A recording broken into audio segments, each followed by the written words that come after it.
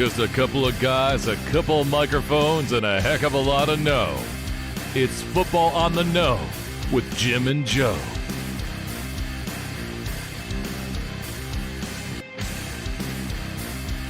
What they say, it's not the X's and the O's, it's the Jimmies and the Joes.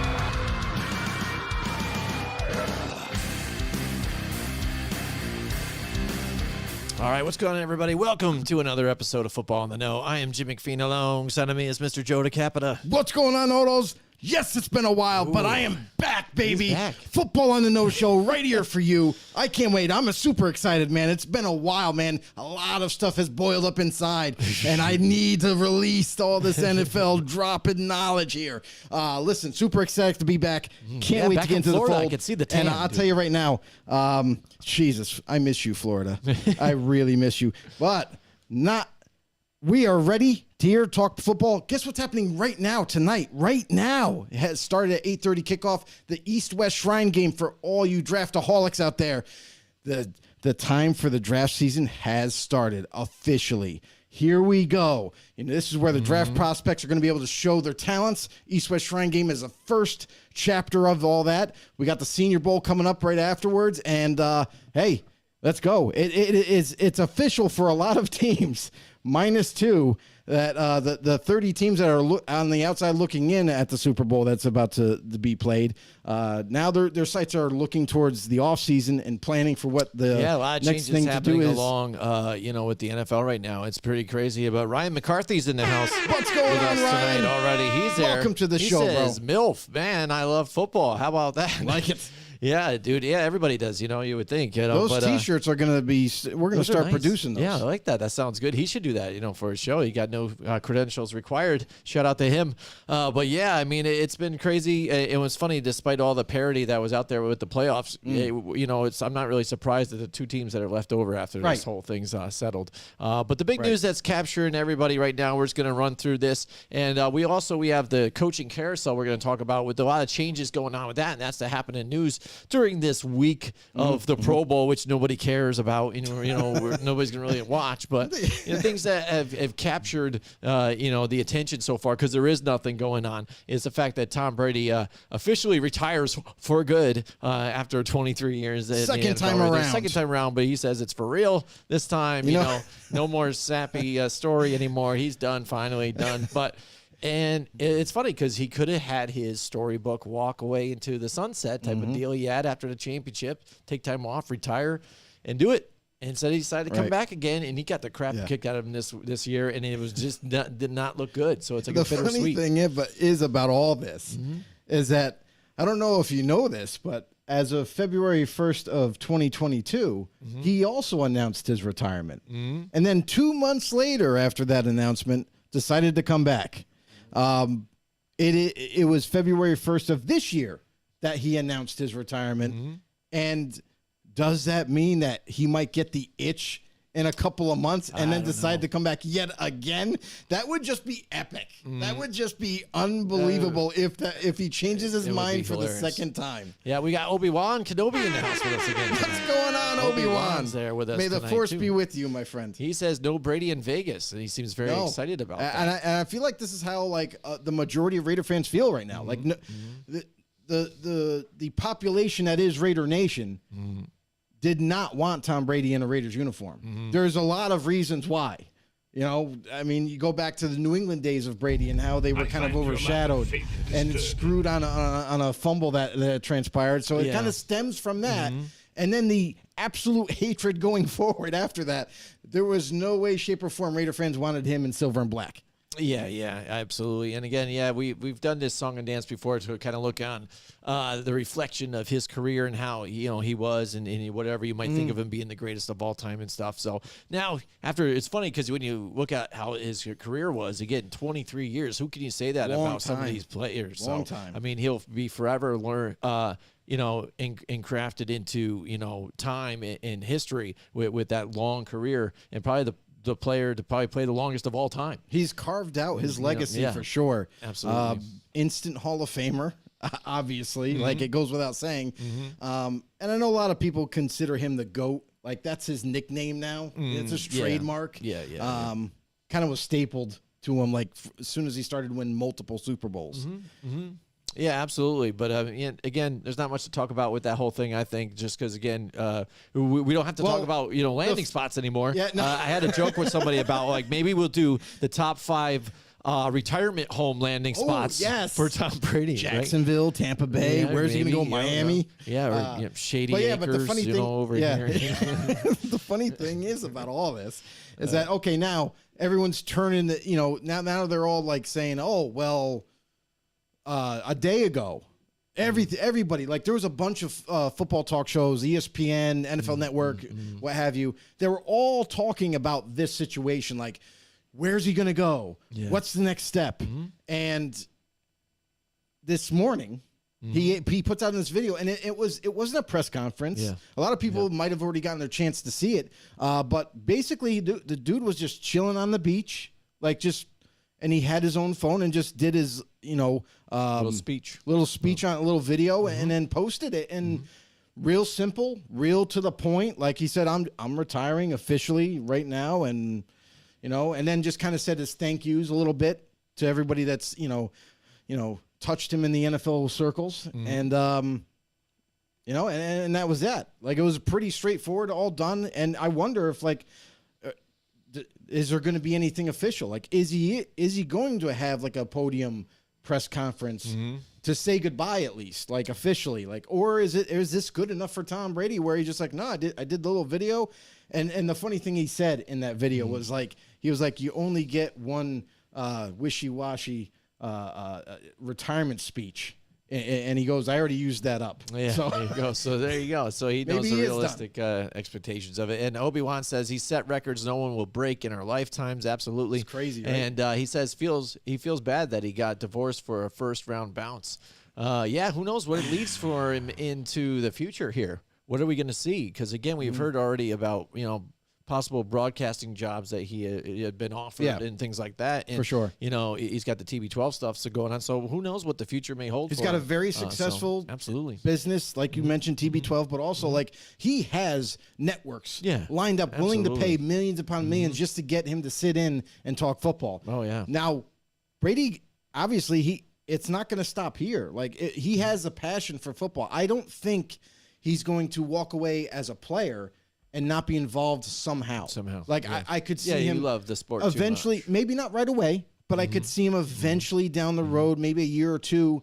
Maybe he wants to coach. Maybe he wants to be in broadcasting. You know what I mean? So we'll have to wait and see how that chapter opens up in his life. But other than that, I mean, phenomenal career. I don't think anybody ever.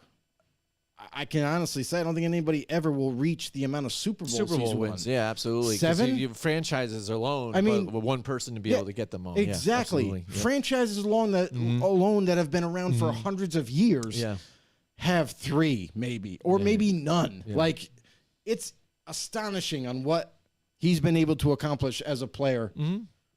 Absolutely. But again, now the other headline I think that captured the football world now, that's one of the biggest, I think, because we've heard rumors all around about what's going on with this guy, especially even in the offseason this past season here. Right. But Sean Payton does find a new spot here. They do figure out a trade here with the Broncos, or able to go trade with the Saints and get him away from them.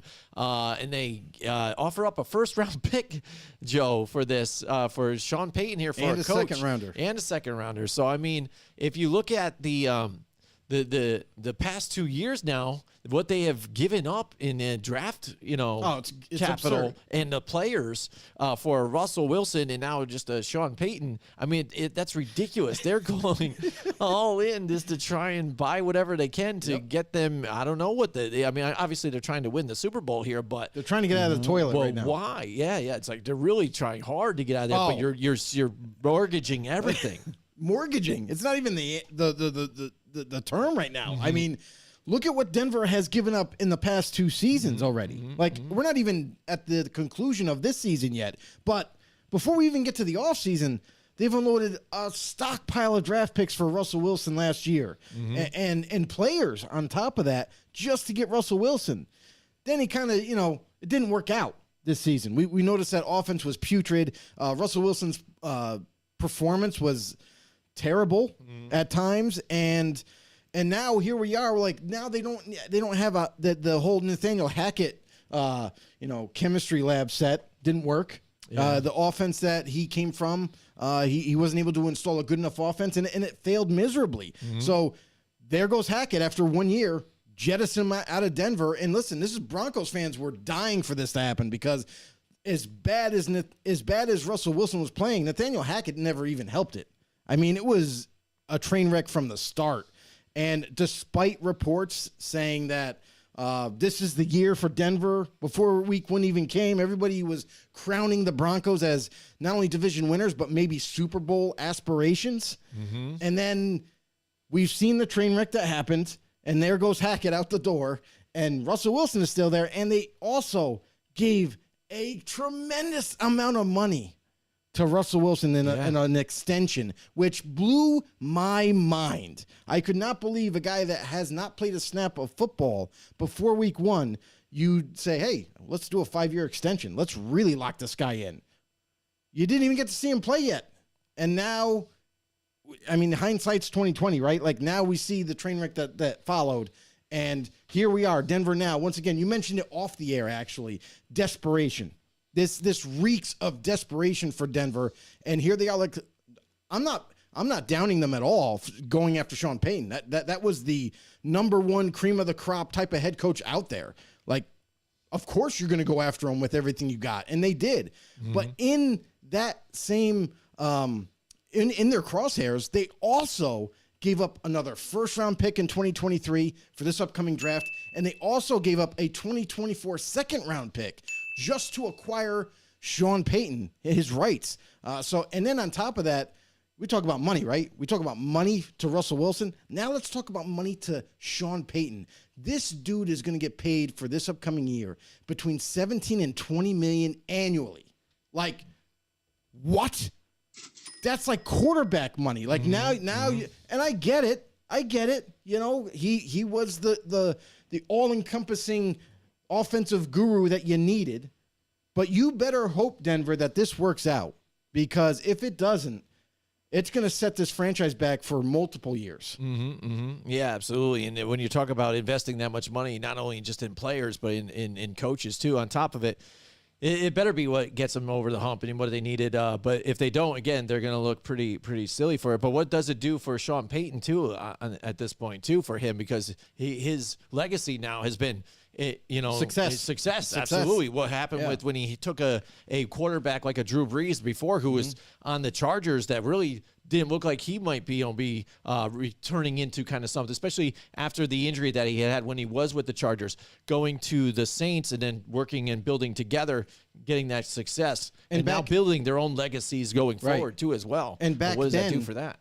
What I'll say is, for people that didn't know about Drew Brees' shoulder injury that he had, a lot of people called it career ending. A lot of people, it was that kind of a serious thing where nobody was really sure how he was going to come back from that shoulder injury, or if he was even going to be able to throw a football. So for him to miraculously come back really strong, obviously that panned out. We all know now he ends up going to the Saints, and boom, wins a couple of championships while he's there, and establishes himself as a Hall of Famer. But that was an amazing event to happen. But for Denver right now, they've definitely pushed all their chips to the center of the table. They're hoping this thing works, because listen, they unloaded the Brinks truck 2 times now to a head coach, to Russell Wilson as a quarterback. They've also unloaded they've basically mortgaged their future with draft picks. Now, I understand Denver's roster. You look at that roster right now, they have some nice pieces that Sean Payton can work with. Yes, Russell Wilson's there and whatever, but listen, if anybody can fix Russell Wilson right now and get this offense back on track, it's Sean Payton and his creativity. Jerry Jeudy's there, Cortland Sutton's there. They have players to utilize. The running backfield that they have is insane. And then defensively, their defense was their highlight this year. So, but my thing is now that you have Payton in here, what's the staff going to look like? Like, obviously, Sean Payton and his offense and his creative ways, that's going to take over the offensive side of the ball. Now, how's the rest of the staff going to fill out? Who's your next defensive coordinator going to be? Now, from what I hear, he's trying to retain, I'm going to butcher his name. I think it's Elijah Avero. Mm-hmm. He was there last year as the D coordinator. He's trying to retain him to keep that continuity. Smart coaches do that, right? Mm-hmm. So let's see. Maybe if he's able to keep him there and kind of fill out the staff a little bit better, who knows? Maybe they can make a big turnaround. All right, I'm going to catch up with all the comments out there. We appreciate you guys dropping the comments out there. Yes. We really appreciate you guys. Jim Harbaugh to the Chargers, Brady to Michigan is what Obi-Wan says when we were talking about Brady's retirement. Yep.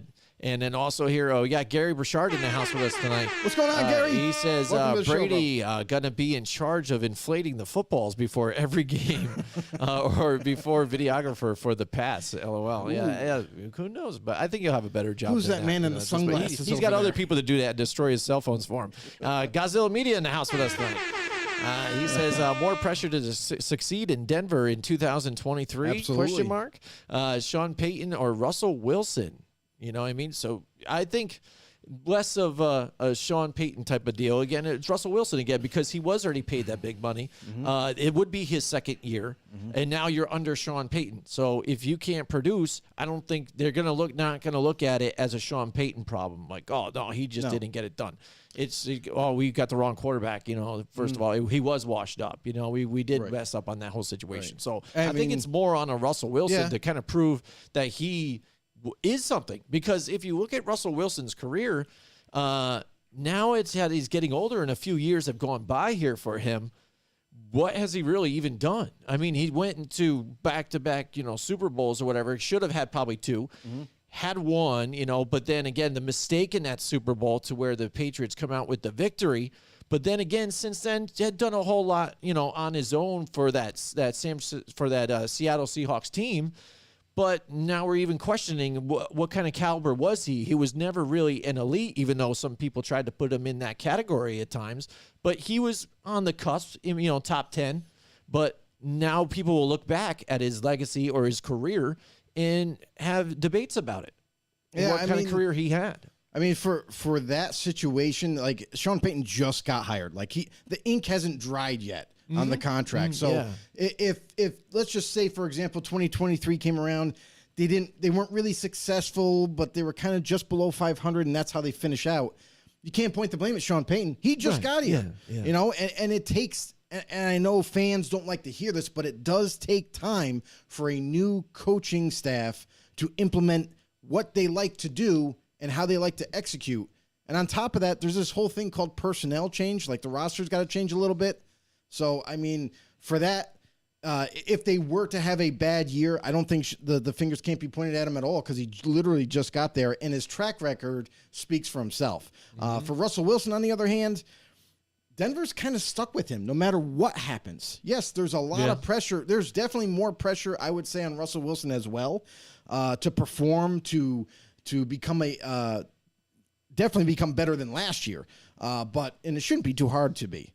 With Sean Payton and his offense and how creative he is, he's going to develop some plays that are going to be the focal point of what Russell Wilson does best. Now, we look at back, like you mentioned, back in Seattle, where he had a lot of his success, where his prime years were. Yeah, at one point in time, he was an elite quarterback in this league. And at one time, he was very difficult to deal with. But then, obviously, we just know Father Time is going to be, hanging around at some point, and it's good. Things are going to change, and it did in Seattle. And for him, you're right. Should have had 2 championships. One of them, I kind of blame on Pete Carroll. One of that one play where it was a slant in the end zone, you had Marshawn Lynch. Lynch got you to the 1 yard line on 1 down. Give the ball to him. But anyway, that's neither here or there. But and then he moves on. Listen, Seattle decided to move on from him. He goes to Denver. Here's the crazy thing, and this is what really hurts the Denver Broncos front office and the GM, is you just unloaded a boatload of money to a already aging quarterback who has not proven himself to your franchise. And now they're on the hook for the next 4 years. Like, I don't even know if they can get out of this contract within the next 2 to 3. I think that last year, maybe there might be some wiggle room to cut. I haven't checked into it, but sometimes these contracts are they're schematically worked out to where there's a certain point in the contract where you can get out.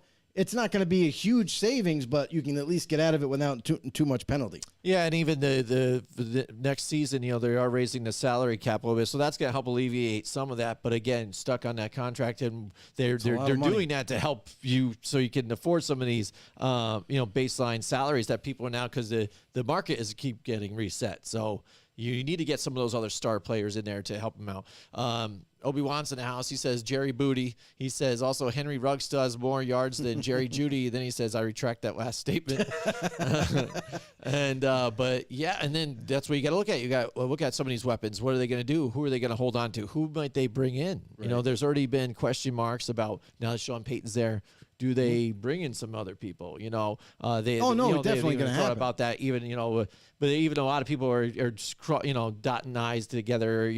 Putting the dots together about maybe even a healthy Michael Thomas going there or something like that. Some other things. But you know what they do. That's like you used to play with Saints. He's with him and blah blah blah.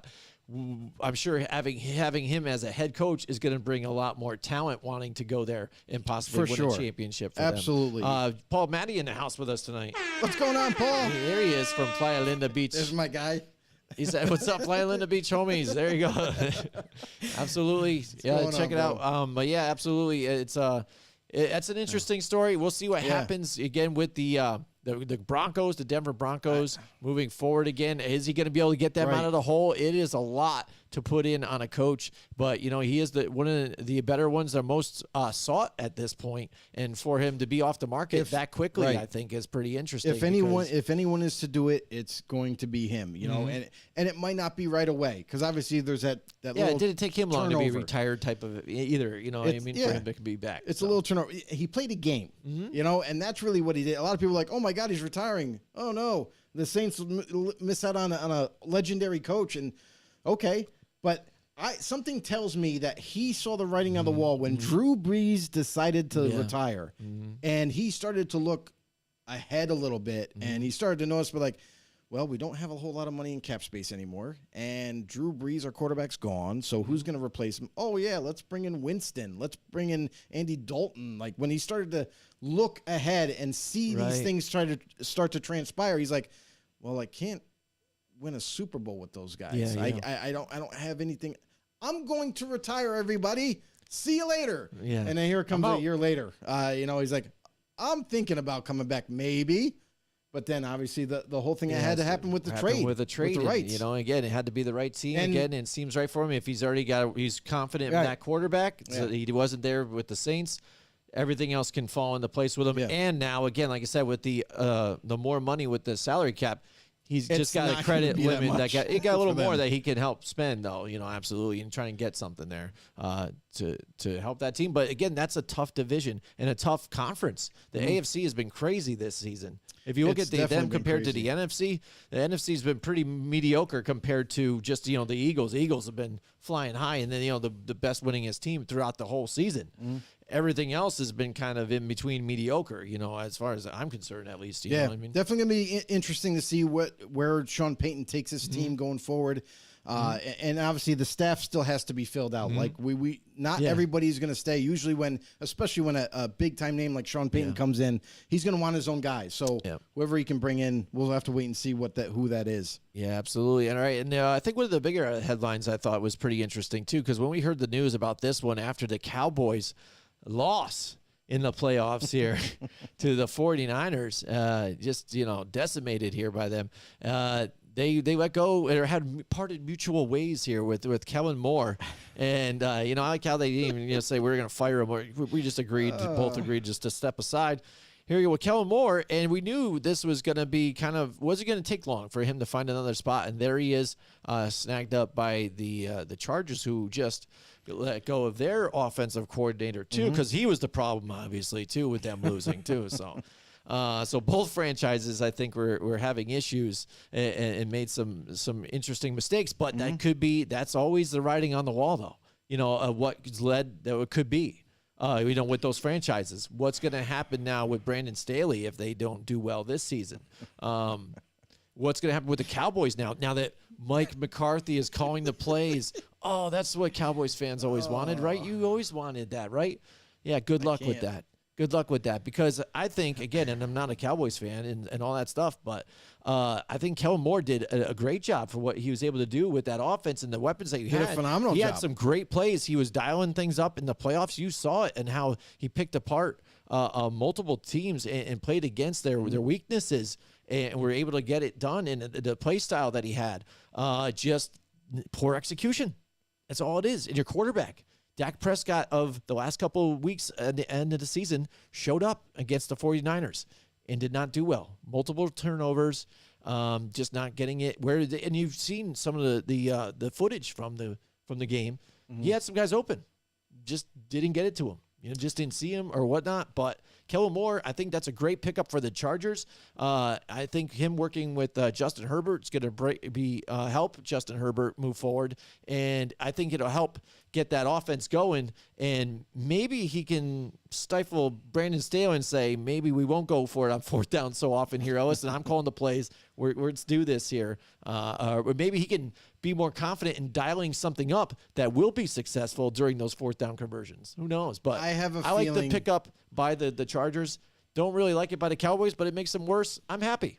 Honestly, it's a lateral move for the Chargers. Yeah. There was nothing wrong with that offense. And that offense was doing well. Herbert, we all know, like, he has his fair share of moments. Like, listen, he's not perfect either. No, absolutely I know a lot of people, like, kind of crown him and say, like, oh, man, look at what he's doing. But he didn't really have that great of a year. He had a good year. He had a good year, but the offense wasn't the problem. And for the Chargers to kind of point the blame at, hey, it was the offense. Well, that's why we couldn't win more games. Like, there wasn't a problem there. The problem was actually Staley's defense. That's what the problem was. There was plenty of times where the Chargers had big leads or even just a lead in the second half, and it was all given up because the defense couldn't stop anybody. So this move, to me, is just a lateral move. Kellen Moore did a phenomenal job in Dallas. He worked, and he picked plays that best fit the players he had on the field.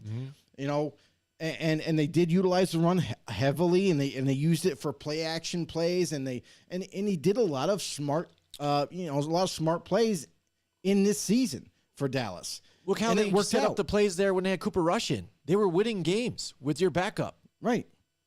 Running that offense, right? But that's the same thing. It's like he was just calling good plays. So for you to point the blame at Kellen Moore because you fell short. McCarthy, I have an issue because I've had an issue with Mike McCarthy since Green Bay. Green Bay, I used to always complain. He had Rodgers, and because he had Rodgers as his steed at the quarterback position, he was just steed, like, I like that. Oh, let's just throw the ball a lot. We have Aaron freaking Rodgers. Let's throw the ball a lot. And sometimes, and a lot of times actually, it got them in trouble. When they needed to bleed the clock, he's still throwing. They didn't run the ball enough. Now Mike McCarthy is now in Dallas, and all of a sudden, hey, I got this, Jerry. Just give me the playbook. I can do this. We don't need Kellen Moore. He's the reason why we couldn't get over that hurdle and get farther in the playoffs. So I think that this offense is going to change dramatically, and it's going to fall heavily on Dak Prescott.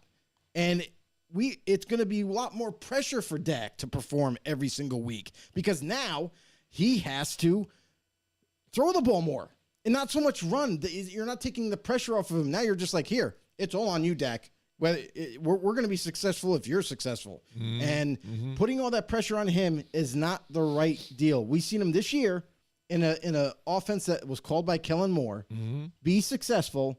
However, Dak Prescott failed more times than not in throwing the ball and getting turnovers and throwing picks and that sort of nature. And that's what got this team in trouble.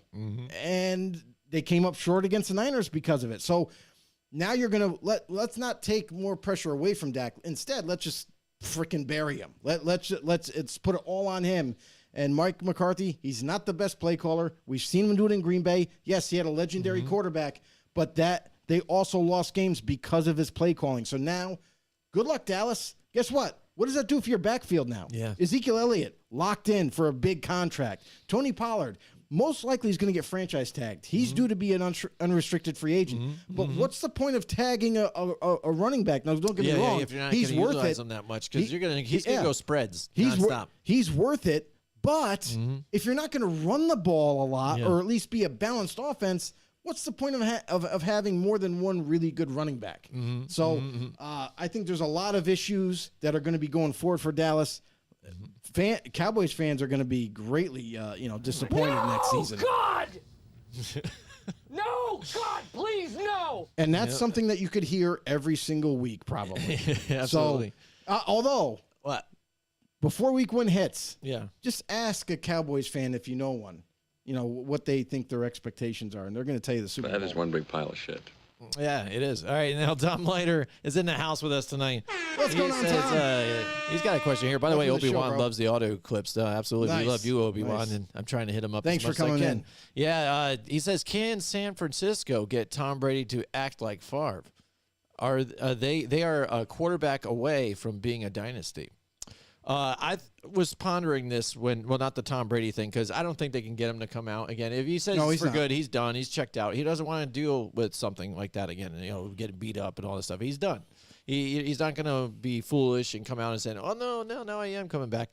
I think he's just done. It sounds great because, again, you got the headlines with, he was a fan of Joe Montana and all that stuff, and he was his idol, and now to be able to go play for the 49ers too, California and stuff and all that nonsense. But I don't see it really happening. But the San Francisco 49ers, and you saw during that playoff game, they hung in there as much as they could until it was just too much. I mean, when you're down to your fourth,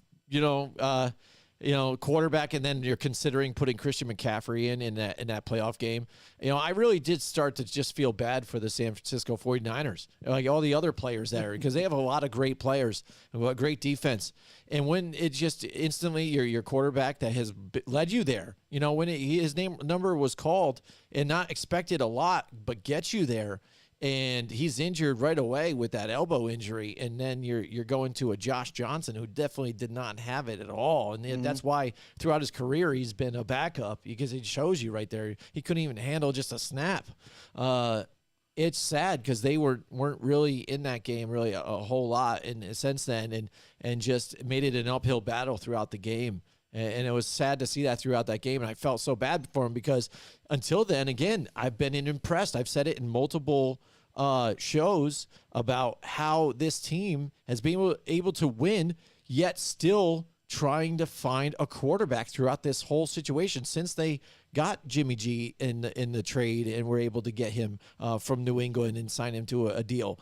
Because they've been trying to answer questions, and if he was even the guy, and the questions have been going on throughout his career with San Francisco. And then the fact that they go and trade up and get Trey Lance, and that seems like it's a bust, but yet have this guy in Brock Purdy, a late draft pick, and still have success and still get to the championship game one step out of the Super Bowl to get back there, I think is really impressive. And I've bashed Kyle Shanahan multiple times where I thought maybe he should get fired at times, but I really have to commend him after this particular season and after what they've been able to do.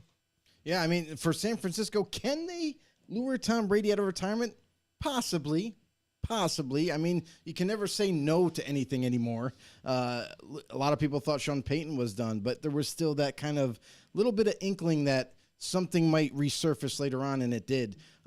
So can they? Sure. I mean, it's possible. Anything's possible. But is it likely? Probably not. This just seems like the announcement that Tom Brady made. Impossible. It just seems like it's more genuine this time around. It's not as kind of stationed. It's not as written up type of deal. And it seems like he's really going to officially retire and call it quits. So for Brady going to San Fran, don't think it's going to happen. And you got to remember, he's not that young. Like this guy has He's done. not young. He's not that young. He's just not young. I mean, we're the same age right now. Yeah. So Yeah, I know. I can't. That was a accept Wedding that I'm just Crashers not young. reference. Oh, Yeah. But I missed that one. I have plenty of them though too. But that's the thing. It's like, it seems like he's all done right here. For San Fran going forward, though, The meatloaf! no! A lot of people are going to guess and see like, well, who's going to be the starter? Well, Brock Purdy pretty much has proven that he can handle at least half a season, and he's going to be the favorite, I would guess, as being the starter going into next year. I think it's going to be a quarterback competition in the offseason between him and Trey Lance, and may the best quarterback win. Now, everybody knows that Brock Purdy's definitely had a ton more success already than Trey Lance. So a lot of pressure is on Trey to perform, but Purdy has to be able to overcome defenses if he is the starter next year. Defensive coordinators got plenty of film on him now. Defensive coordinators are going to look at his weaknesses. They're going to attack it. Look at what the Eagles did. I mean, they dismantled that offense. They took it apart and don't get me wrong, like they had the best or one of the best defenses in the NFC, but they were able to figure something out with Purdy and they exploited it. So this is going to happen next year if he's a starter, where other teams are going to see what the Eagles did, and they're going to look at his game film, and they're going to figure out a way to try to kind of fool him or trick him, and we'll see if he can overcome see that. how far it even goes, because, again, right now, 6 months out, but if he goes into the surgery, he could be out the whole rest of the next season. So what do they do with the quarterback? Tom Leiter says Tommy John surgery is tough. It ends careers, so no promise Purdy will even play again. But the advancement in the medical field, like we said the same thing about ACL tears not too long ago. No, and I now hear look you. at us now. Right. I'm just saying anything's possible. It just changes the window, though. I mean, you want to talk about even just what they did to him again. How much of him will we see this year? You know what I mean? So what do they do at the quarterback position? They're left with something. Depending on what happens after he gets his second opinion, whether he gets the Tommy John surgery or not, what they do? Trey Lance. That's it. That's the reason why they took him third overall. Now they got to make it work. I guess they that's have the thing. Yeah. It's a great. Brock Purdy was a great story. Don't get me wrong, and it's amazing. It sucks what happened to him in the playoffs, but listen, this is the NFL. These kind of freak things do happen all the time. And it would be I think the Niners they're not pressured at all. Honestly, they still have Trey Lance, who's going to come back and he's going to work out, and they're going to utilize him if they have to. If Brock Purdy comes back, doesn't need surgery or whatever, and he can just heal on his own, he'll be back. And then they can have that true quarterback competition. That's kind of what I expect to happen. Now, if he needs surgery, obviously that might stunt that whole idea right away, but he can still come back from it. Like I have no issues where I think that Purdy will play again. I think that they're going to get it right and fix it. And if it does take longer time to heal, then they got Trey Lance waiting in the wings to kind of be the starter temporarily until Purdy comes back, and then we'll see what happens. Yeah, I mean, they're kind of playing with house money at this point, too. I mean, because they were willing to start the season with They've been very Trey fortunate. Trey Lance anyways. So, the fact that maybe they might still have something with Brock Purdy could be that's good in its own, because they weren't expecting it. But, yeah, absolutely. So, I mean, there's a lot of the coaching stuff going on. We'll talk about D'Amico Ryans, I guess, quick or something now. I don't think it's too crazy. I mean, yes, he's been able to do something here with that 49ers defense, too. Great job. We weren't sure what was going to happen when Robert Saleh moves on to the Jets and what he does with that Very organization, how it's going to happen. But it was a seamless transition in what he's been able to do and what you have with that personnel, too, and getting there. And getting it done, amazing to where it's won him another coaching job. Unfortunately, it's with the Houston Texans, but that organization, maybe he can help turn that organization around, though, and hope that it's just not another, dead end job for another guy and another African-American coach too. You know what I mean? Because, that moves on to another. Lovie Smith was the dead end job. No, I hear you. For D'Amico Ryans, this is kind of like a dream come true. And make fun of it all you want, but the Texans really aren't that bad.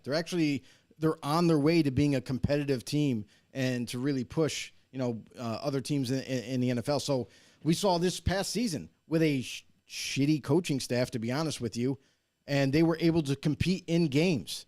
Lovie Smith was absolutely terrible in making decisions as a head coach before, and then in Houston, still repeated the same decision. So with playing, the thing that cracked me up is the quarterback rotation. Like game to game, all three Yeah, when you quarterbacks start- played. you know when you That's start doing that, you got absolutely problems. ridiculous. So first time I've ever seen that in the NFL. And then we've seen how the season kind of transpired. But this is a team that has pieces. They have a halfway decent offensive line. Now they're gonna have to maybe look into maybe re-signing their tackle, who's due to be a free agent, to kind of keep that offensive line secure. But other than that, what do they do with Cooks? Cooks wants out. You know, they got to work on maybe a draft day trade type of thing that's going to happen. And then going forward, just keep adding pieces. They added a couple of really good defensive players last year. Jalen Petrie kind of blew up out of nowhere as a rookie and played great. I'm going to forget the corner that they drafted, but he actually played well until he got injured. So they have some nice pieces that they're working with now. If they can just kind of fill out that defensive side of the ball, maybe add another receiver or two.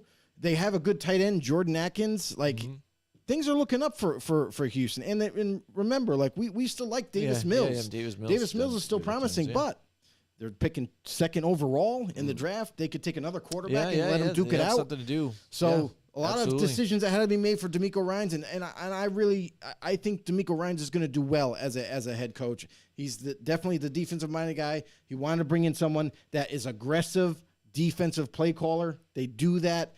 Ryans is there. He's loving it. So let's see what Houston can do going forward. Absolutely. Tom Leiter's in the house. He says, most importantly, who won the picks this year? One of you is drinking. Winners Of course, don't use drugs. we keep getting pressured into We drinking. keep getting into it, but there it is. But, we kept this going throughout there because it's been so narrow here. We're going through the playoffs right into the Super Bowl, and Joe has a 1-game lead right now going into the Super Bowl. So what it is I'm going to probably just pick the opposite of whatever Joe goes with the Super Bowl. But there's the standings right now. And again, very impressive, Joe. We have been impressive this year again. That's right, Nobody go. can stop us. Look at these other analysts and their records and what they have, man. We did really good against them. And I'll say this, there's definitely a couple people that I noticed like on Facebook that I'm friends with. And they were doing the same thing, not really part of our picking thing, but they do it every year by themselves. Yeah. And the post, and there's just one dude, his name's Anthony Shea. He killed us. Oh, really? Yeah. Wow. He killed us. Man, Like that's crazy. He had, I think at the end of the season, I really don't remember because I just kind of looked at it real quick, but I think he has like at least a 10-game winning streak above us. Oh, really? Like he was amazing. So yeah, kudos to So you, then he was Anthony. consistent throughout the season because we did Really have a couple consistent. of those weeks, like 3 weeks or Dude. so, that were lulls that were terrible. The whole first half of the season we were really bad. lost. Yeah. Couldn't it was. figure it out. It was. And then even again for me, I was just again picking against my Giants in the hopes, again, that because I'm thinking they were was a losing win-win with for the you. personnel. So yeah, but that's what I mean. I'm like, and then they kept winning that way. So I'm like, I'll just keep doing it. And the fact that we are with the Yeah, picks. So. Tom, thanks for bringing that up. Yeah. Thanks for reminding us. Yeah, reminding us about it. But yeah. The funny thing is about this competition now is if it ends up in a tie, I think we all got to all drink. Then maybe we'll turn it into a drinking game or something crazy. I think something different. It's going to be interesting to say the least. Should be fun. Absolutely. I think last time even too, like we had fun when I was drinking, and I think Tom was a part of it. I think like whenever I said a key word, like they kept like texting it in the comments or leaving the comments, and I was like, yeah, that was a bad idea. We had should to drink not do that. again. Yeah. Was it shots or something? Maybe or something. Yeah, I think that's what it was. It was pretty hilarious. But hey, yeah, absolutely. listen, We love you, know-it-alls out there. Do you guys? Yeah, definitely. That kind of brings me to what I was going to talk about. Listen, all you guys out there that make this show possible. Listen, this is the reason why we do it. It's the community that we have here. This is amazing. We have people from all over the U.S., Florida, over in Seattle. Like you guys have been amazing. Just to name a couple there. But overall, listen, if you are new to the show, if you love talking football, if you love to share some knowledge here, this is what it's all about, man. We like to have a blast talking football. We bounce some ideas off us. We stir up the conversation a little bit, get a little crazy sometimes. Do us a favor, head over to YouTube, search us up, Football on the Know Show. And when you do find us, hit that subscribe button for us. Hit that notification bell to let you guys know when we go live. And as well as always, you can also follow us on Facebook, become a member, become a know-it-all. You can also tag along with us on Twitter at FB_no, and anywhere you get your podcasts. Yeah, that's true. You can bring us on the go and be in the know like always. Anywhere, iTunes, Spotify, you name it, we're there. Hit the follow button on any podcast that you might find. And also, like, if you want to be interactive, I should say, this is the #1 NFL talk show that's the most interactive that you'll ever find. So make sure you drop in, like Tom, like Obi-Wan, like a lot of our old school know-it-alls. Mike Tackett also, I don't know if he's here yet or not, but he usually chimes in. But this is what it's all about, man. We're growing this football community. Please help us out. And while you're over there, make sure you like the video. Make sure you comment down below. Make sure you share it like crazy to everywhere you can. To help us grow this army. Absolutely. Joe, you've been in Florida and stuff, so we haven't really been able even to talk about this, but the playoffs have been going on, and it's been exciting stuff in the last couple of weeks. Crazy. Yeah, and so, Really I mean, crazy. I know you got a lot of built-up energy and stuff, some things we really wanted to even talk about with some of those games the previous couple of weeks. We're not going to dive a whole lot into this whole thing. No. But let's just do it this way. It's like, what's been your takeaway from the playoffs thus far, getting to this point with some of these matchups and how they've all played out? Right. I mean, just to touch on, like, just generalizing this on all the games, some things have transpired where we didn't see coming, and for the most part, for the teams that are there, it kind of was always the likely scenario of what we're seeing in the Super Bowl right now. A lot of people thought the Chiefs were going to make it again, and on the NFC side, who were the clear-cut favorites? Eagles and Niners, and they kind of duked it out. And the Eagles were superior. They really showed that they were the better team in all facets of the game. And they deserve to make a Super Bowl. So I would say, like, the two teams that have made the Super Bowl are and always would, or what we thought was going to be the end result this season. So we got two of the best teams playing on both, out of both sides, and it's going to be one hell of a Super Bowl. Yeah, and what do you think about even now? Because when we played this whole thing out, and we were rooting for the Buffalo Bills here too, and they're a lot of the favorites to move forward and they were win one this of- whole yeah. thing. And having that home game in the snowy weather, that kind of advantage, you would think, and to not even really show up to that game, and even the game plan seemed odd to me. When I'm watching the game, Yeah, I'm definitely. like, why are they not trying to run the ball more? Why are they putting it in Right. all the hands of Josh Allen to try and throw? Because obviously, even too, during the game, you're seeing the receivers drop the ball. So get that running game going. And that always been our talk about them. That's got to be their game plan. They should run the ball more. They should get this, make it better for them, so they're not just trying to put pressure on Josh Allen. Because I know there's been memes out there and things brought up about this, but since Brian Daboll has stepped aside and been part of the New York Giants organization, we've seen Josh Allen throw a little more interceptions or have a little more turnovers this year. You know what I mean? I don't know if it's just confident now he can just make the throws or do some things. Obviously, it's been opportunities have messed up. Receivers not completely. They're tipping off their hands, Going like off the their Cole hands, Beasley exactly. interception. Exactly. But again, don't put it to that situation so that happens. It's snowy. It seemed like the Bengals understood the situation more than the Bills, who play in that stadium, who deal with that weather all the time. A Cincinnati team that came in with Joe Mixon and just pounded the rock over 100 yards rushing, but then even when it stepped up to be Joe Burrow's time with injuries on the offensive line, still gets it done. What do you think about that? I was going to get to that. There you go. You kind of broke down the whole game for me. No, sure. But no, I'm real quick. I just got to say, listen, point blank period. The Bengals outplayed. They were more physical than the Bills in Buffalo. And it's that simple. Like, for the Buffalo Bills, just like you touched on, like, that's how I was thinking about that game when I'm watching it. And I'm like, what are the Bills doing? Okay. What did they do well the previous week? They got the ball to Dawson Knox, who was wide open half the time because everybody forgot about him.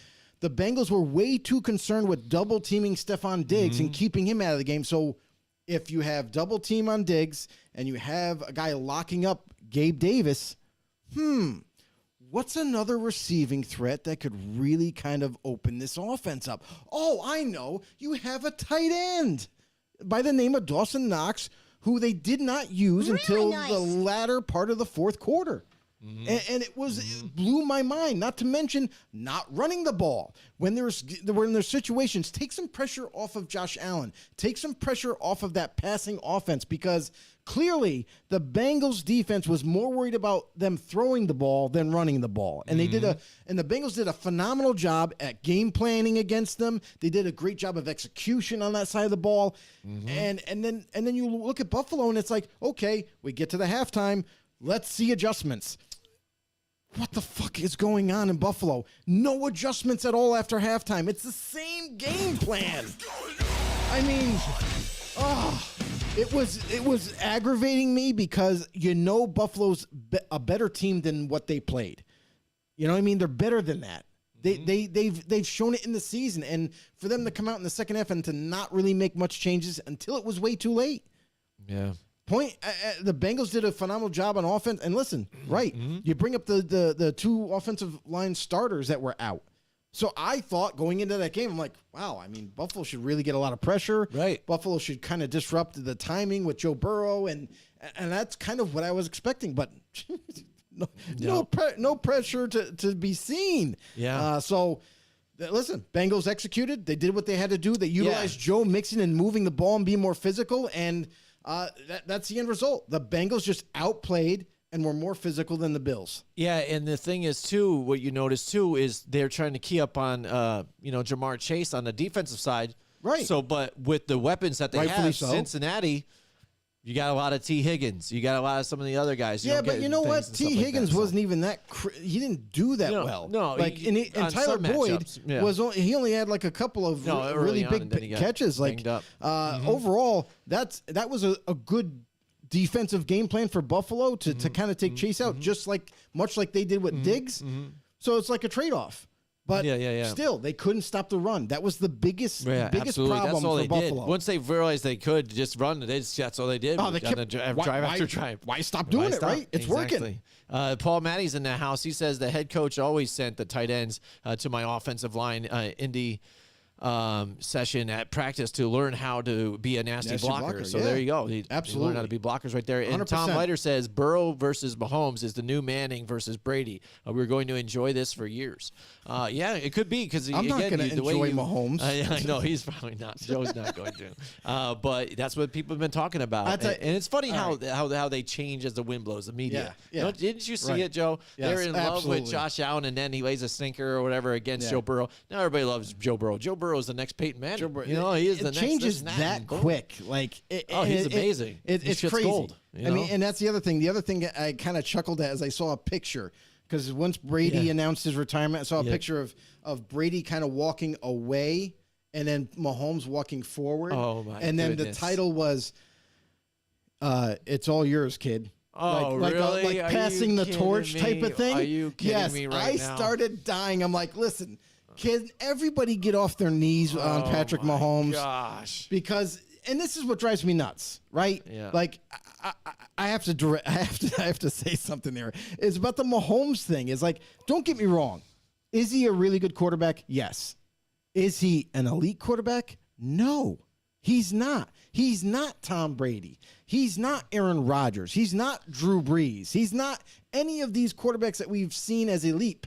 Peyton Manning, for God's sakes. Like, honestly, what Mahomes does phenomenally well, and a lot of times better than most quarterbacks, is kind of ad lib and broke down plays. That's what's making him this like godlike figure in the NFL circles. Is they're just amazed on what he's able to do when plays break down. Now, if he didn't have that extra little umph in his play, you're going to see an average quarterback.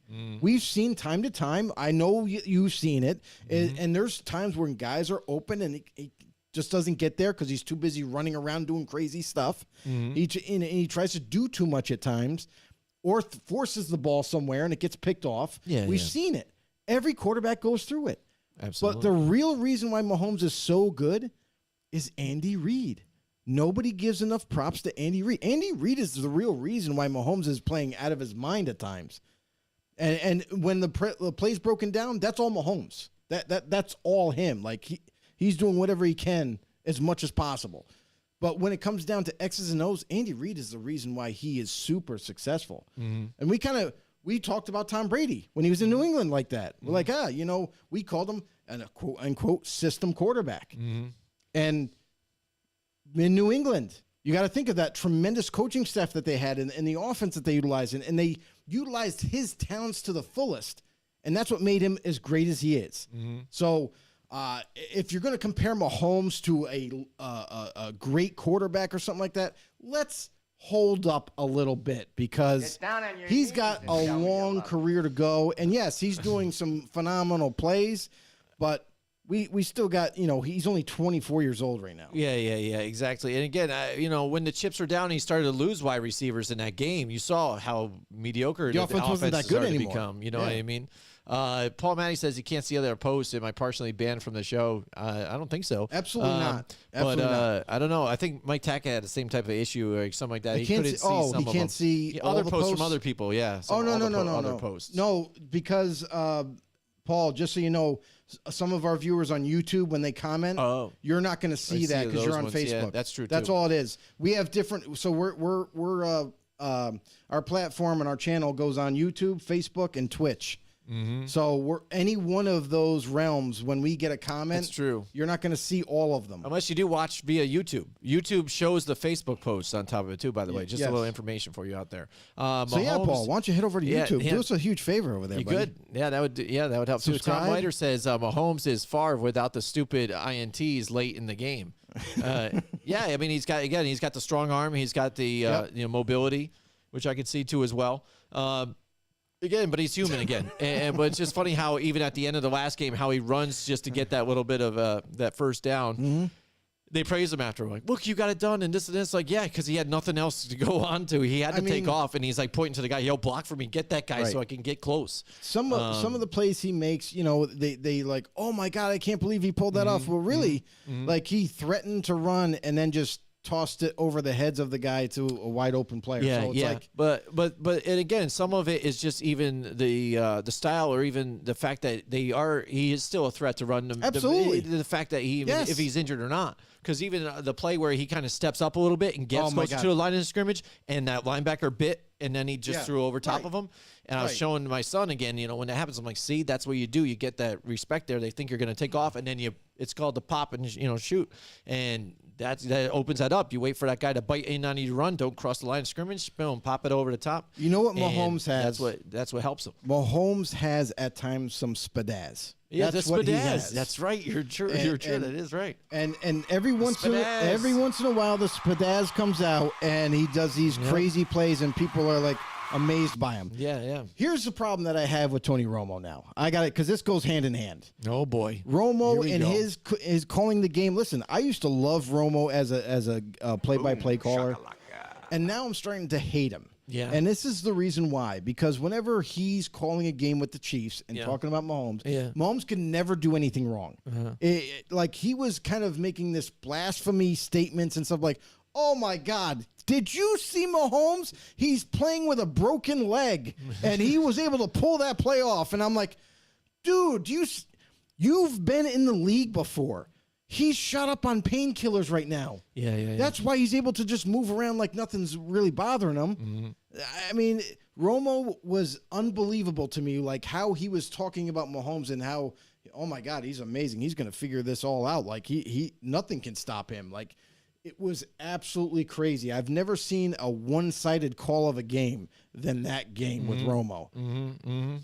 Easy, real nice. If I didn't have puke breath, I'd kiss you. And he probably would have said that to him. Yeah, he probably would have. And then Paul Matty says, if I was Mahomes, I'd have a girlfriend who was much hotter. Right?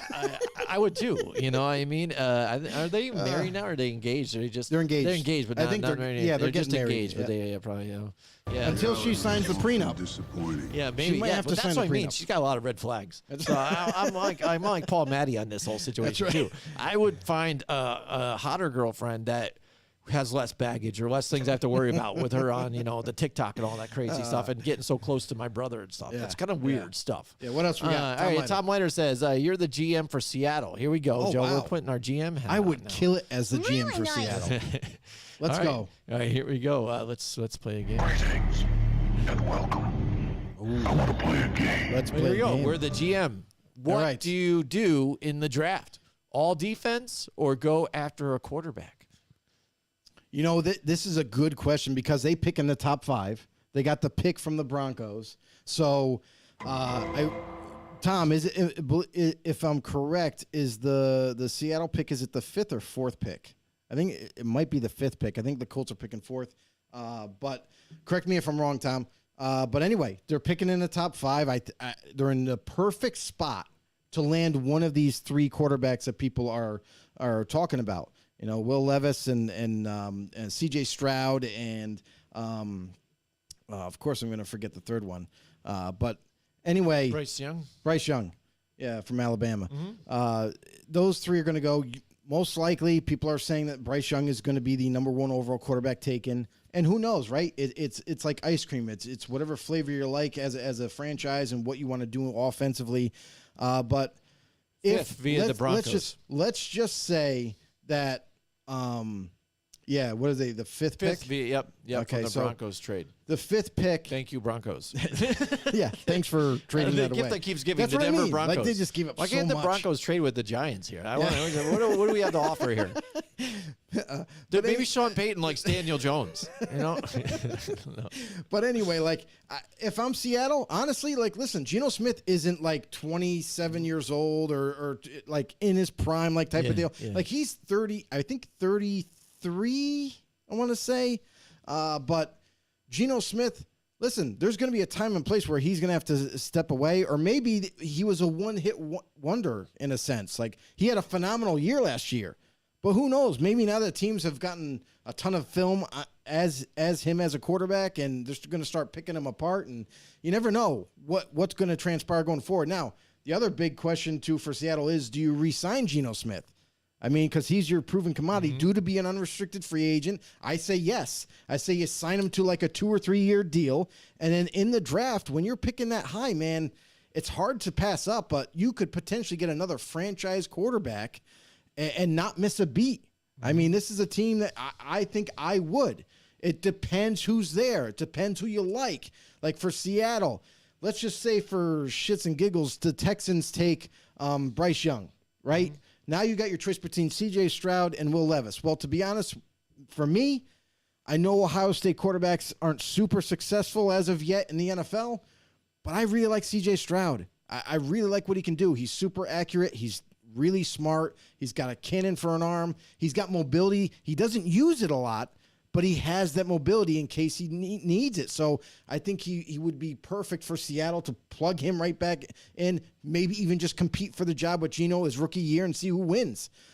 And then the rest of the draft, you got to attack interior defensive line. I know that was a problem for Seattle in depth-wise. They need more depth there. They could use some more depth at defensive end. And they've done a phenomenal job with adding more young talent in the linebacking core, and they have these tremendous DBs. Tariq Woolen to be named Rookie of the Year, I would think, defensively. He was amazing. And then offensively, let's rebuild this offensive line. Let's make this even a stronger offensive line. They got Charles Cross and Lucas. I think is it Andrew Lucas or whatever on the right tackle. 2 rookies this year, Jim, that not only were drafted this past draft, but also started all year, and they did a good job. Like, let's just do what we do. Like, let's keep building this franchise. So that's what I would do the rest of the draft. I would definitely take a quarterback because of, hey, I'm there. I wouldn't have been there otherwise. Yeah. Let's take a quarterback, whoever we like, and then build the rest of the roster through the draft. Yeah, Tom Leiter says, replying to Paul Matty with the whole 5. Tom Leiter. He says the 5th. Yeah, the 5th pick is what he says. Draft a quarterback with the hottest mom. That is a very good tip, everybody. You need to pay attention to this because it could play into some decisions in that top 5 spot. There you go. And after all, the Pete Carroll was snubbed. You know, he's talking Coach of the Year? For Coach of the Year. Yes and no.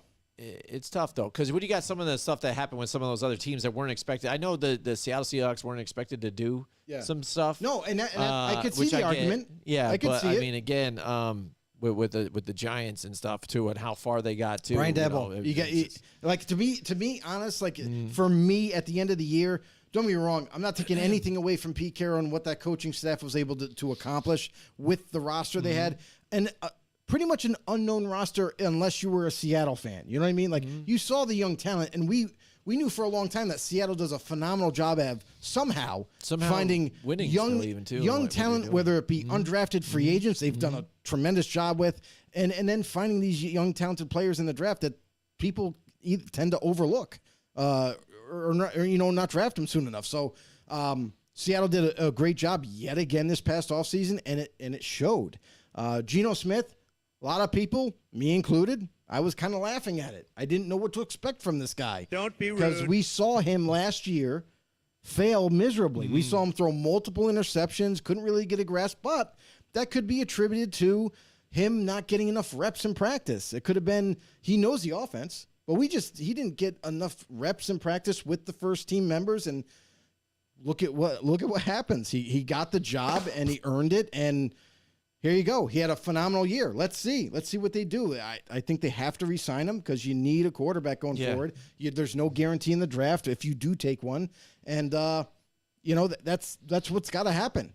Yeah, absolutely. And the what you said, I think fits. He's 32, by the way, Geno Smith. So again, still not 32. super old. He'll be but 33 he's next there, year. but that's fine. So I was Again, kinda right. You want to hope that he can keep the boat steady, possibly with that quarterback that you draft right there. When are you going to be in the top 5 again? Especially that's a gift that's been given to you by the Broncos. Exactly. It was a gift given to you, and if you didn't get that in a trade, like say they didn't give you a first rounder, you're picking way lower. You know what I mean? You were a team that was on the cusp of even making the playoffs. So you would never have that pick. So why not utilize it? Maybe you get another franchise quarterback, and that's going to propel this franchise with what they've been able to do with the young talent that they've discovered and found and drafted and what have you.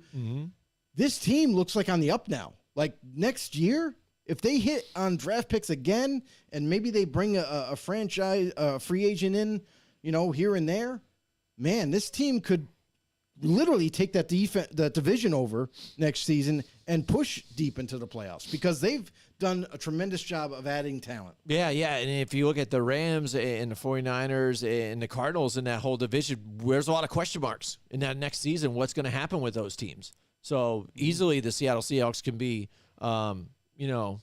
in the mix with all that, and see what they can pull out of that. Because, yes, Sean McVay decides to stick around for another season with them, but I mean, how long do you have a healthy Matthew Stafford? They did the whole Baker Mayfield thing quick, and try to fill in the gaps, but that team looked a shell of its former self. Aaron Donald's Different moving team. on, what I mean? So they're going to be, and that's a team that also went all in, like what you see what the Denver Broncos have been doing here. So we knew now it. we're seeing the repercussions of that whole situation. And just touch on the Rams real quick is there was speculation Sean McVay wasn't going to return this year. Everyone thought maybe he might retire temporarily and come back because and we talk about the bump in salary cap, right? Where it's going to be 224 and change, for next season. And that's going to help some teams out. Rams, another team that needs it because they're 14 million over the cap right now. And that's when it looks bad, but that's easily you can reconstruct some contracts, restructure them, and get that number to get down to below. But it's going to take time. It might take a trading of Jalen Ramsey away because he has a kind of a steep contract. And what really has he been doing on that one side of the ball? He's a good corner, not a great corner at this time in his career. So maybe it's time to move on from him, create some cap space. And then you talk about the Rams team that won the Super Bowl. This is a team that's very different now. They lost a lot of key players, Von Miller included, and all those guys kind of left, and the offensive line's still trying to be figured out. So this is a team that they blew their load on winning a Super Bowl. And now now this team is taking steps backwards. Stafford announced also that he will be back next year to play quarterback for them. So what does that mean for Baker? Where does he might go? You know what I mean? Pursue another job. And then for the Rams, this is kind of like rebuild mode. It has to be now. Right. You need to clear cap space. You need to open the books up and let's figure this thing out and start to rebuild once again. Yeah. That's why I say it's all there for him for the Seattle Seahawks. So you never know. And then Tom Leiter says franchise Geno and go after improvement on that turnstile defensive line. Yeah, absolutely. Mike Tackett's in the house with us tonight. What's going on, Mike? Welcome to the show, bro. Glad you guys are on. This Pro Bowl showcase stinks. We are here to rescue you. There he is. He says, also, I was 1-1 last week. I'll take KC for the win to win it all. Right, he he wanted pick. the Bengals. A lot of people wanted the Bengals in that He's situation. made it official. I know I did. Yeah. A lot of people did. And a lot of people are butthurt listen, about that now, too. honestly, that they're not in there. now we're going which to talk is about funny. that game. We will in a second. I just want to say here, Mike Tackett about the Rams. He said, sold their soul for the Super Bowl. Absolutely. Hey, that rhymes. I like it. Yep. San Francisco blew their load for McCaffrey to win this year. You see, there you go. Tom true. Leiter, we're all bringing it up. Yep, And absolutely. this is what happens. You And that's what load the box, load it all up, and They looked at happens. what the Rams did. They added a player. Rams did a couple, 2 or 3 times in trades to add some players. But for San Francisco to add Christian McCaffrey, and let's be honest, McCaffrey, the first time staying healthy all year, was amazing. That was a phenomenal move, and it really kind of made them even more difficult to stop. And they had it. They were close for a little bit, and they were right on the cusp, and they just couldn't do it all because, let's face it, the better team won. Like, as good as the Niners were on defense, they didn't have their true starting quarterback. They had Brock Purdy, and you started to notice some things, and the injury really killed San Fran after that. After that, again, you said you're scrambling. So I wanted to go back, and I wanted to touch on that Bengals game. Yeah, absolutely. So Bengals Chiefs, this is what kind of really annoyed me with this game. It was back and forth for a while throughout the game, and I was like, man, this is an amazing game. Like, this is going to go right down to the wire. This is exactly what we were hoping for in a championship game. And then the second half happened, and then the fourth quarter really kind of blew up in terms of the referees getting involved a little too much, and it was so one-sided in the fourth quarter that you could make the case, if you're a Bengals fan, and I know other fans have seen this happen too, that the referees got so involved that it was almost impossible to come back and win that game. The referees kind of really helped. They really did help the Chiefs secure that win. And I don't care if anybody disagrees with me. I think you're wrong, because if you clearly watched that game, especially in the fourth quarter, the referees weren't even calling holding against the Chiefs. And I tell you what, I've seen it happen with the Chiefs before, where their tackles, Wiley is one of the worst offensive tackles, I think, in football, and he gets away with holding left and right. He was holding on the outside of the shoulder pads, holding guys in place, and there was no flag to be thrown. Now, if you're on the Bengals side, they were getting called left and right for stuff. Every time they had a successful play happen, all of a sudden, here comes the yellow flag. Oh, yeah, there was holding on that guy because there was a 20-yard play.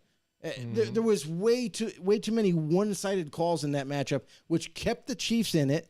And then, out of frustration, the linebacker for the Bengals, when it could have possibly went into overtime. What are you doing, dude? You shoved Patrick Mahomes out of bounds. You After get a he's right there, 15-yard personal foul penalty that puts him into field goal range.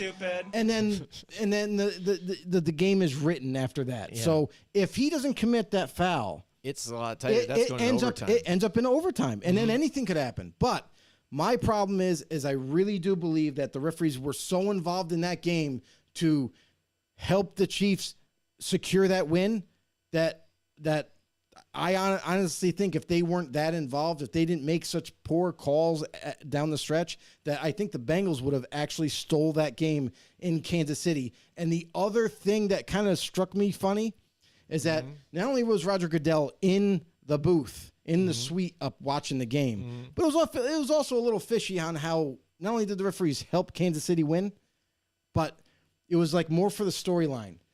What's the award called for the AFC Championship game? Oh, yeah. What is it again? It is the Lamar Hunt Trophy. Yeah. Which is Kansas. That's Kansas City's president. That he's that's the family that owns Kansas City. I'm sorry. You have to win the game. Yeah, you play to win the game, But you can't win the game if the referees are literally stunting you every chance you get. I don't know. I didn't think it was that one-sided. Oh, You know, absolutely. no, I don't think so. Absolutely. It was Not a lot even closer close. than you think it was. No way. Yes, it was. No way, dude. All right, You're whatever. We out can of just bounds. disagree on this, For but no, sure. dude. But if you're no, it was watching a that lot game, closer. there's Okay, no way. all right. But You there was can't. definitely calling stuff on the Bengals that should have been called though, which they did. Not at the, down the intentional stretch. grounding, things like that. That definitely there's intentional No, grounding. that goes things like without that. saying. You know, I'm things not like that. saying So that. it was definitely happening. But dude, the fourth quarter, that was atrocious. I it don't was know. terrible I don't think referee so. call. I mean, there was some Absolutely. questionable calls at Not even different close. times, but I don't think fourth so. Fourth quarter, nope. But can't debate that at all. You play. It was so You one-sided. fight through it. It happens. That's why I it don't- shouldn't happen. But it does throughout many times. I The, think the referee should not I think be. in some of the other games that the Bengals, have been favorites in some of the other ones to get them to advance too. Yeah, no doubt So, about it. I hear you but there, This but, I game, mean, this was the game that I was don't know. so one-sided that it kind of blew my mind. I don't know. Maybe it's the tale of two halves. Like maybe the Chiefs got a little more favoring their way in the second half, No. but I think in the first half they really didn't get a lot of No. calls that should have been called, even on the opposite side. So, and I'm not a Chiefs fan. I'm just looking at it this way, but I just think that's what I saw at least. That's fine. But Nope. I don't think it was like the referees It won was the so game for the one-sided, Chiefs. bro. I don't think the referees won the game for the Chiefs. No, you Or, can't you know say what I'm win saying? the game for them. Yeah, but what no, you can I say is think they helped won them because win. of. No, I don't know. They but- definitely did. Well, that happens all the time with games. If there's a bad call Yeah, here but and it's, there, or it's whatever. the and biggest that they problem. miss. The biggest, yes, you're right. Because even on some of those other ones that they don't call, like you see when they say if it's a touchdown, call it so they can review it. When they don't, and a team has to force or use a challenge to challenge that call. That's a problem, I think, too. And it's all about interpretation when you see it and how it's thrown. Because you saw multiple times throughout that game that they had to get some of those challenge flags out there to try and correct some of the calls that were not called correctly, or that some things that they missed. I'm like, how did you not even look at that? Right. And maybe say, Yeah. let's call it a touchdown, so at least Yeah. we can, question it and look at it afterwards to see if they're overcalled. You know what I mean? Yeah, but that's what referees are taught to do now. If it's close in the end zone, they're almost taught to just They call it a should do, touchdown and they haven't, because though. it is reviewable. But if they say I clearly saw this happen and it's not a touchdown, then it sucks. But that's the way it is. But most of the time they will call a touchdown if it is that close. Yeah, and I hear you. And even what made it even that much of a closer game, because the Chiefs were going to the red zone pretty quickly, easily on a lot of it. It's just that fumble from Patrick Mahomes at midfield is what really kept that close and hurt the Chiefs altogether. Besides that, it was like neck and neck, you know what I mean? And the Chiefs are even driving again to probably score to go up on that whole thing. But since that fumble, it seemed like, and again, with the constant wide receivers going in and out on injury throughout that game, They got it was beat up. ridiculous. They definitely got where beat you had up. to throw Sky Moore in there, But, and he is terrible. That's the other thing I'll say too is about the Bengals defensive coordinator. He fell flat on his face in that game. Like I understand that they have some key players that they utilize, like Travis Kelce. I mean, I'm sorry. He's the favorite target all the time. Yeah. And you were literally leaving him wide open by himself 5 to 10 yards in the middle of the field. And then you're like, oh, well, when he catches it, then we're going to come up and tackle him. Why? Yeah, I don't get that. Why ever. weren't I don't get this that is- ever. this I is can understand that too. My yeah. thing Yeah, is yeah. for the Bengals, they needed to come in with a better defensive game plan, and we've seen them do it before. The other 2 times they faced Kansas City, they outplayed them all facets of the game, and they won those games. This game, it almost was like they were so worried about the deep shot that they kind of just left everybody open underneath and played a soft zone. You can't do that against an Andy Reid offense and Patrick Mahomes and that team. It doesn't make any sense. So I think the Bengals defensively never made adjustments again. Right. And it faltered that whole game plan. Offense was for the Bengals struggled mightily the whole first half. And it was like, dude, what are you doing? You don't have your 2 starting offensive linemen. Chris Jones is eating your offensive linemen like candy and creating so much pressure. Had 2 sacks in that game. And it's like, what are you going to do to combat that? Right. Where's the double team? We didn't see they that did. until late. We did, double team a little bit when he went inside at D tackle. Then you saw in that last play that ended up helping end. them out. He went to moved out to D end, and you would have thought that said wherever he moves, we put 2 on. You know, Right. if he moves outside, you and I are on him. Then Funny you know what I thing mean? about that play is that the tight end was right there. Yeah. So if Yeah. you're a tight end, I understand Yeah, I that know. wasn't the call. Yeah. I understand it wasn't the call. You're supposed to go out and release. go out, yeah, but if you're a tight end there, you got to think like, I'm going to chip him before I go out. Yeah. Even if it's not part of the play, like he's been killing you. Yeah. Yeah. I mean, saw it. That to me, that's another thing. Yeah. Like Zach Taylor kind of got picked apart. Him calling the plays, and it's like, dude, like you got to make an adjustment there. Yeah. Yeah. And then Tom Leiter says the late hit on Mahomes sealed the deal, and obviously it did. Absolutely, that's the again, reason. It's a whole different situation then because that's a long field goal, and they even said it. Jay Feely in the game, said, listen, he wasn't making those field goals in practice before. It was that much further out of the range. So again, then you're talking overtime, and who knows with the new overtime rules and everything, it could have been really interesting and crazy. But before we move on to something else now too, again. Just to clarify some other things, because I know you've talked about the holding and stuff like that, and that, that's understandable. I understand it too. A lot of people making a big complaint about even that situation to where they had to replay the play, where the third down that they didn't convert on, they went to fourth down. But clearly it shows the referee running out here trying to stop it because the play clock started when it shouldn't and had to redo the whole thing. But because of all that whole thing, a lot of controversy around it, and that's where you end up with this type of stuff. Yeah, and if it's only one referee from the farthest point away to make this call, things are really sketchy. But the rule is the rule, though, and that's what he was trying to do. And so it was legit. That's what I think it is. But you should have blew the play dead. It should have been dead because what happens? Because you got to be able to, if you're trying to preach something to somebody as a boss, as a parent, whatever. You set up the rule for the person and they adhere to it, they adhere to it. But if all of a sudden you do something differently away from what you've been teaching them, people look at it like, what? How come you can do that then? I understand you are who you are, but how come you could do that, not us? Because you know that when something happens, like say they're running, a guy's running down the sideline, trying to call a timeout. And try and get it. Nope. All of a sudden, somebody snapped the ball. It's like, oh, it's too late. They snapped the ball, or because you wanted to throw the challenge flag. Even they hurry up to the line, snap it. Once they snap it, you can't challenge. But all of a sudden, they already snapped the ball.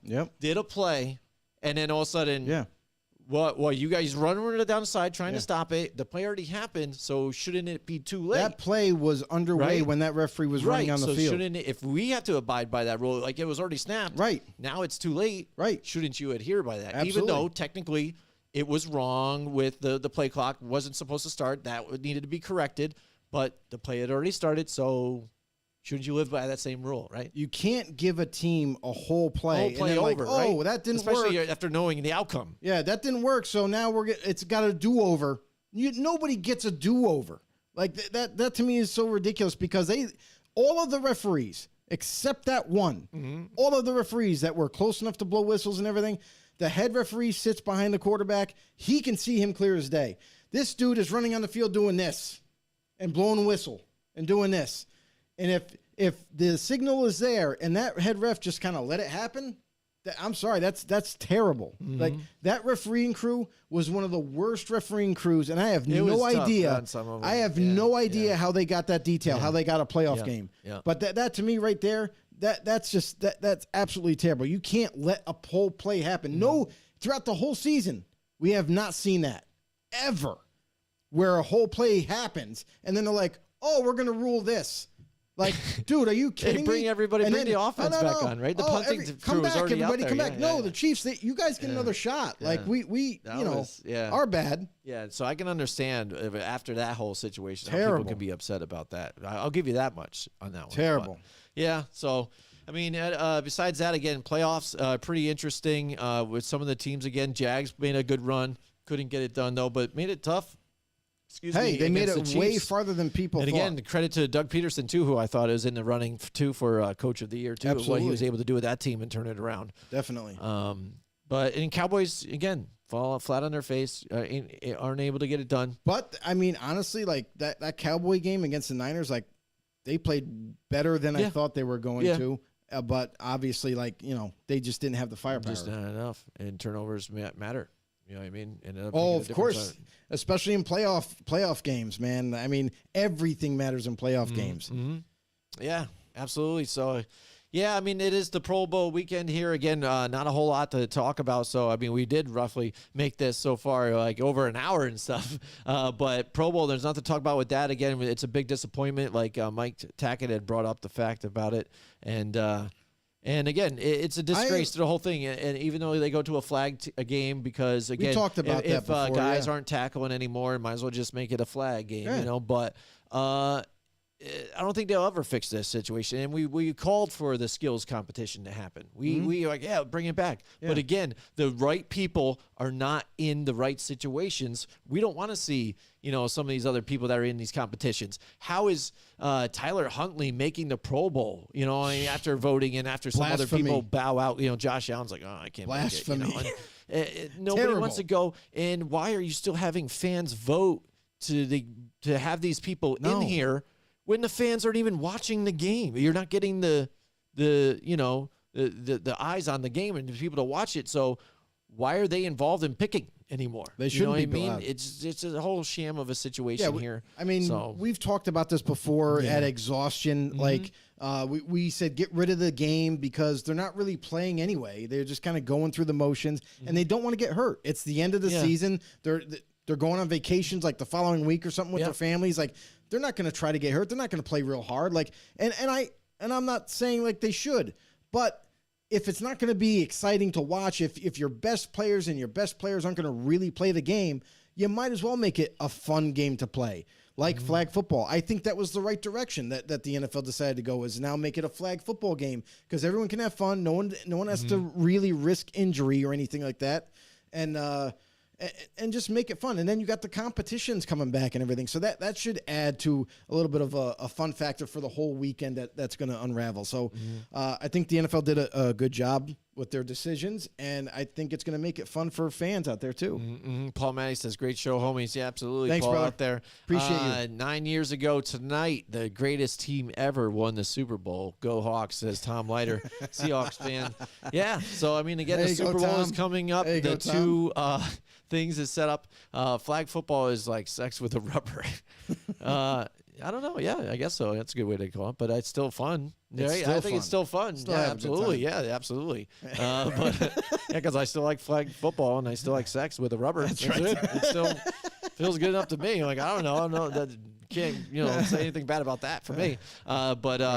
But yeah, I mean, Super Bowl set, two teams squared off. I mean, the Eagles and the Chiefs, I think that's going to be a good game. We're not going to do our picks this week because, again, we got a whole nother week to talk about it and stuff. We're going to plan some more things. Cody will be back, probably. He is out on hiatus for a little bit because the way things have happened here with Joe being out in Florida and stuff and the weather that we've had up here, it's been pretty crazy with the snowstorms and stuff. We got a wind chill advisory tonight and this weekend. Again, it's going to be below zero up here, so it's going to get crazy. But next week we'll be back with all that talk. And the competition's fierce. It's going to get down to it, and who knows, maybe we'll have a tie. Paul Manning says Eagles win. Tom Leiter says, take the Pro Bowl back to Hawaii. It gives the players a great vacation place that they don't go every year. Yeah, I think so too. Yeah, I think moving into Orlando was the dumbest thing in the world. And then now it's in Vegas. It's like, okay, they've outplayed the whole Vegas thing since Legion Stadium came. How many things have they had in Vegas now since then? Just kind of bang, bang, bang, bang. Yeah, all kinds of stuff. And it's like the most expensive ticket in town. Yeah, like I think it's the second most expensive. Super Bowl's there next year, right? Yeah. So I mean, it's like bang. But everything. It's the thing is like the whole deal for the Hawaii, where they would station the Pro Bowl in Hawaii. A lot of players were all in on that. They're like, hey, that's pretty cool. We get to go to Hawaii. We get to hang out with our family and friends and have a good time. I agree with you, Tom Leiter. I think they need to have it back in Hawaii and kind of permanently in a sense, unless they're going to have it in different, spots that where it's like kind of like resort like, you know what I mean? Like it is a real vacation for these players and the families. Absolutely. All right, but that's it for our show tonight. I hope you guys really enjoyed it, and we love the comments. We love you guys engaging with us. Absolutely. Shout out to all the know-it-alls out there. Do us a huge favor, guys. Like we know a lot of you kind of chimed in today. The comment section was blowing up. It was amazing. Thank you guys for all the support. Without you guys, this show wouldn't be as fun. Hashtag know-it-all. And do us a huge favor. Listen, spread the word. Friends, family, anybody that you know that likes football. Make sure you get them to come on over to YouTube. Hit that subscribe button. Hit the notification bell. Let you guys know when we go live. And that's right. Have the time of your life every single week with us Wednesday nights. All right. Thanks a lot, everybody. We'll see you guys next time. Join us next week from 8 till 10 Wednesday nights for more Football on the Know with Jim and Joe.